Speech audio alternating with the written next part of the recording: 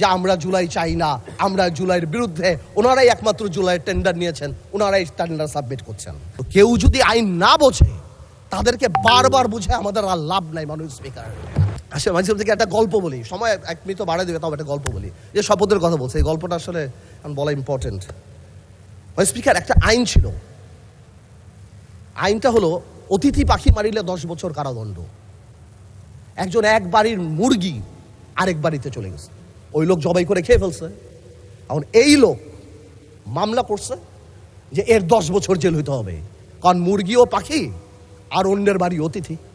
তো কেউ যদি আইন না বোঝে তাদেরকে বারবার বুঝে আমাদের আর লাভ নাই। মানুষ স্পিকার, বারবার বলেই যাচ্ছি, this is void ab initio.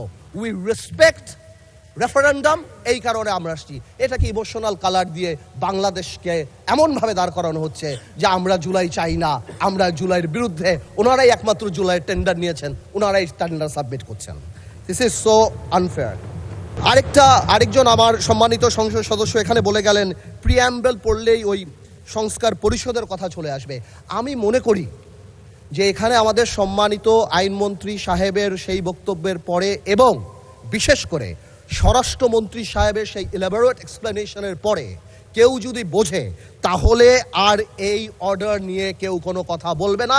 This is void ab initio, এটা থাকে না। এবং বারবার যে জনগণকে বোঝানোর চেষ্টা করা হচ্ছে যে এটা মানি না, এই কারণে আমরা গণভোট মানি না, ইট ইজ আনট্রু।